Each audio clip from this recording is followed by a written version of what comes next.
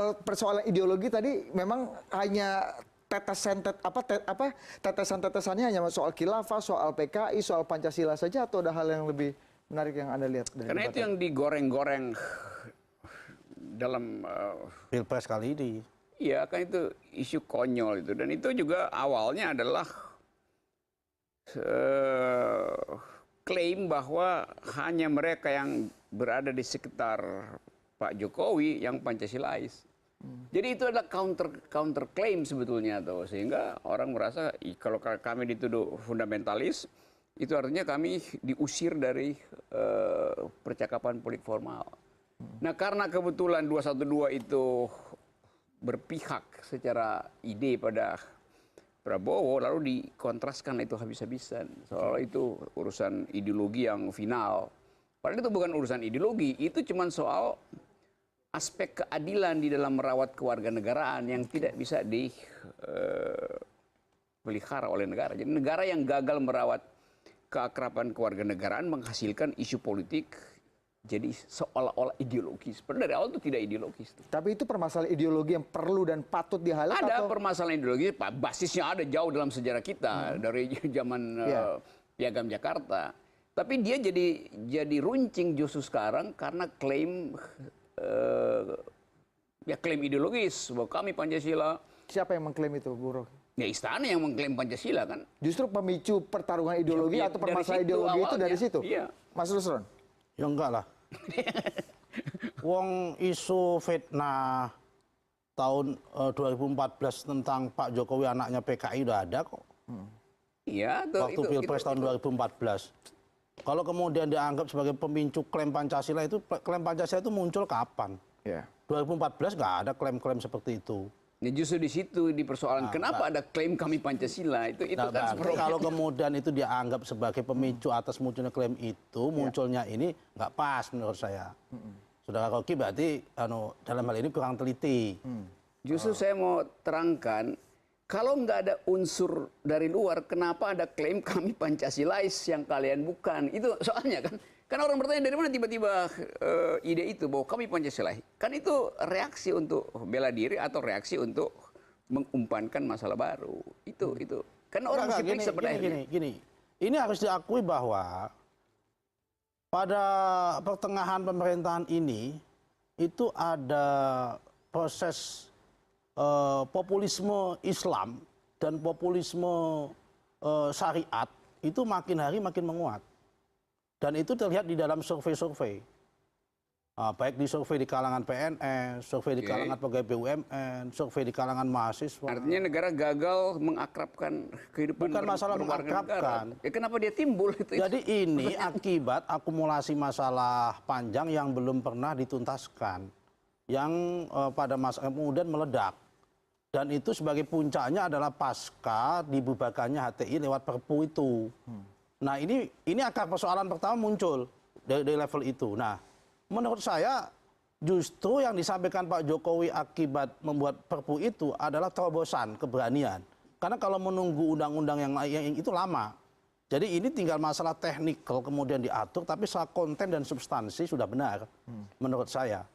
Tapi kalau kemudian ini disikapi bahwa ini bukan sebuah aspek ideologi, ini ideologi yang sangat fundamental. Dan surveinya kuat loh. Dan ini levelnya presidensial ya, makanya kemudian di-highlight oleh kedua calon presiden di debat presiden. Nah makanya tapi kemudian itu menjadi bola liar di masyarakat. Ya kan? Karena kebetulan ketika proses ini berlangsung, tadi saya katakan di awal, banyak tokoh-tokoh Islam maupun tokoh-tokoh agama yang tidak setuju pada proses pembubaran HTI dan bahkan kemudian terlibat kampanye proses pembenaran khilafah dalam konteks keindonesiaan itu hari ini menjadi sayap pendukung utama dari Pak Prabowo. Sebelum kita break, memunculkan perlawanan juga pada kelompok yang anti khilafah. Sebelum kita break, saya kasih kesempatan Rocky dulu untuk menanggapi. Ya tetap soalnya negara gagal memelihara keakraban berwarga negara tuh. Bahkan membubarkan HTI tanpa prosedur hukum yang tepat.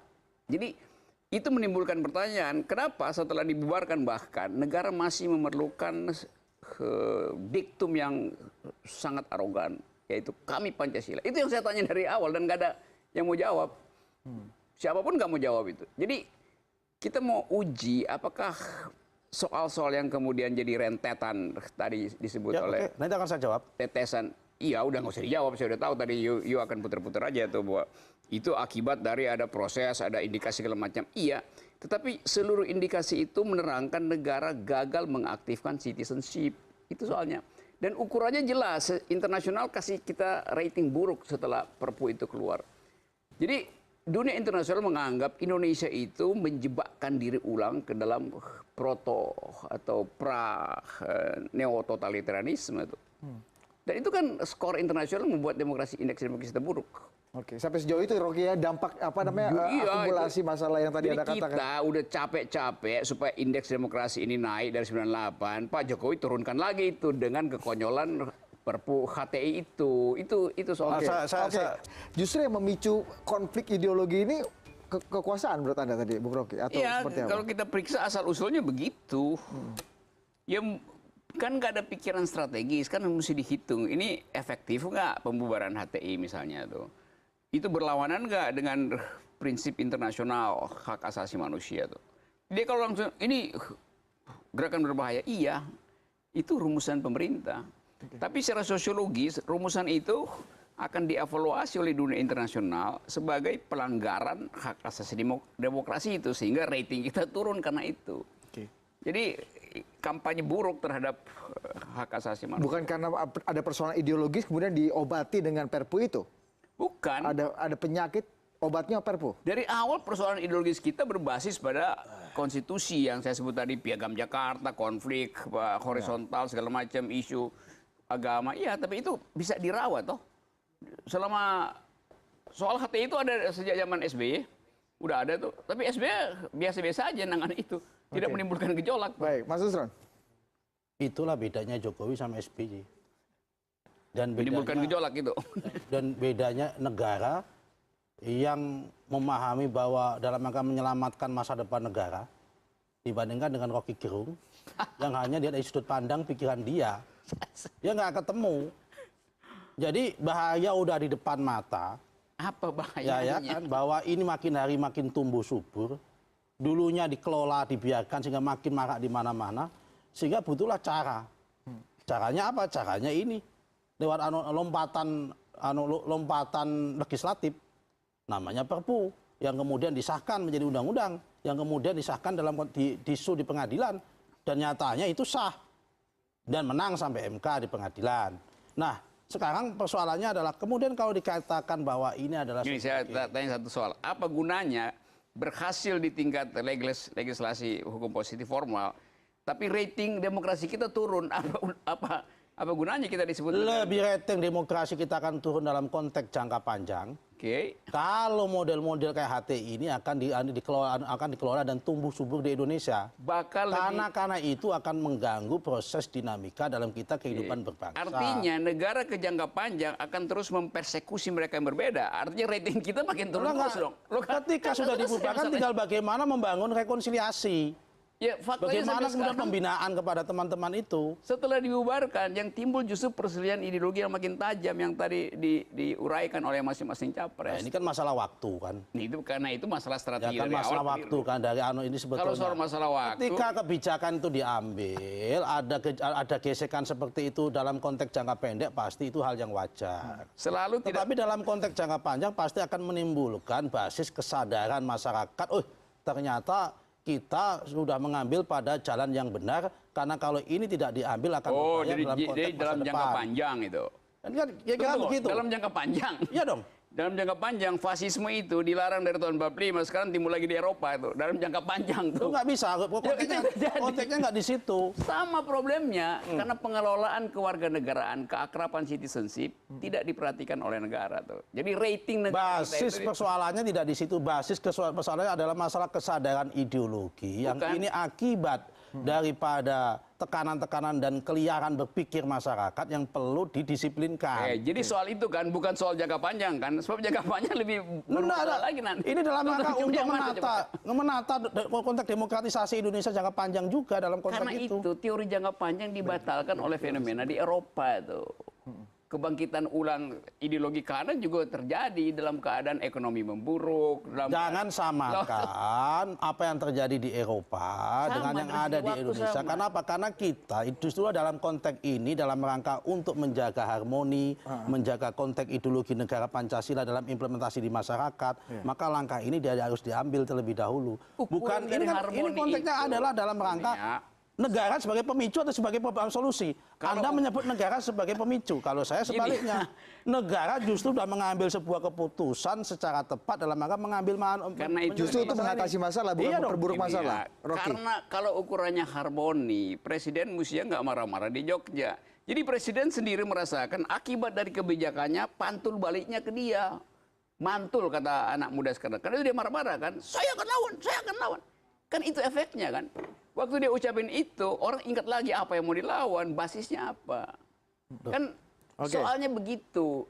Jadi kegagalan memanage demokrasi menyebabkan fundamentalisasi berlaku di dua pihak akhirnya. Oke, supaya jadi ukurannya cuma satu, indeks demokrasi kita memburuk. Udah, itu artinya kebijakan yang diambil pemerintah soal HTI buruk bagi demokrasi. Udah. Baik, indeks waktu kita juga memburuk. Kita harus break dulu. Kami akan segera kembali usaha jeda berikut ini.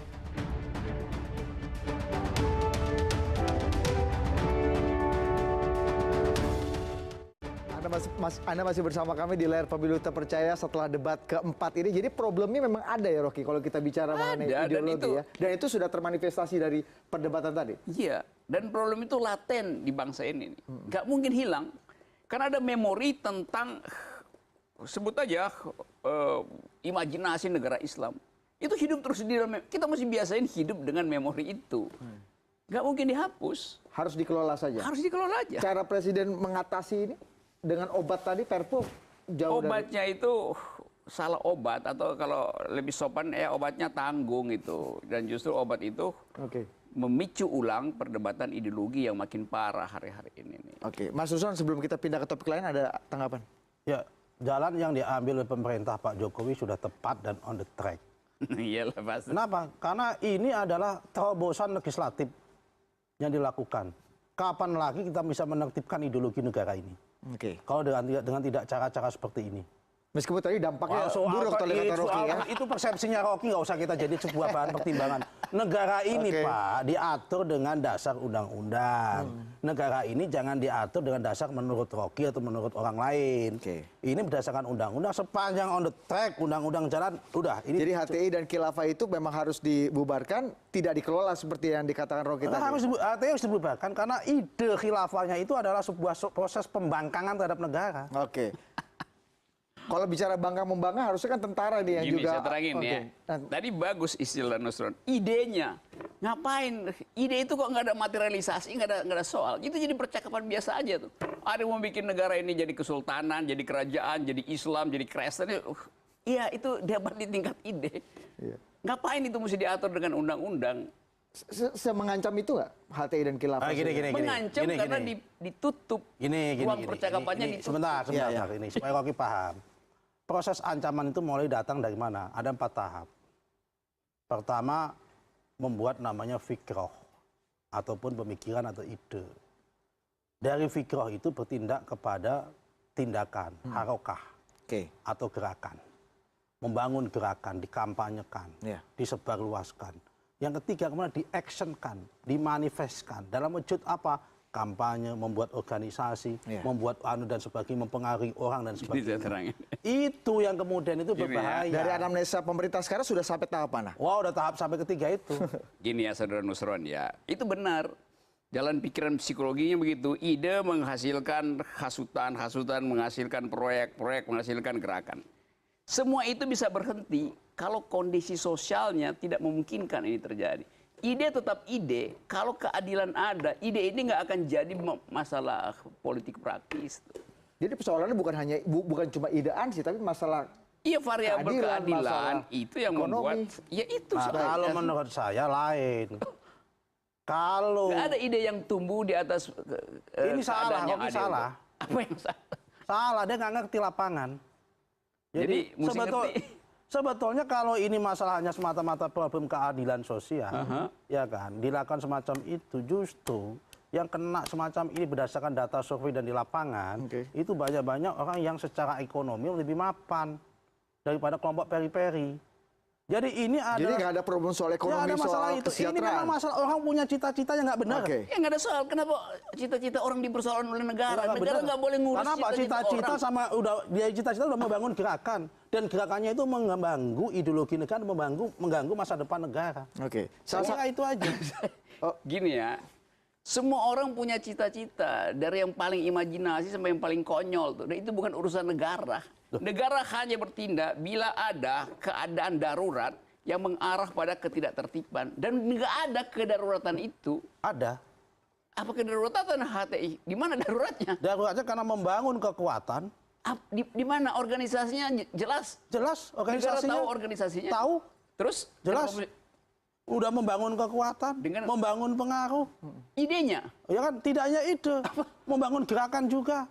Udah berapa banyak senjata yang ditumpuk oleh HTI? Ya ini kan masalah waktu saja. Ya, karena itu berapa banyak senjata yang ditumpuk? Ya kan membangun ini segala sesuatu. Di mana? Menurut saya ini tinggal masalah waktu kalau nggak segera diambil tindakan.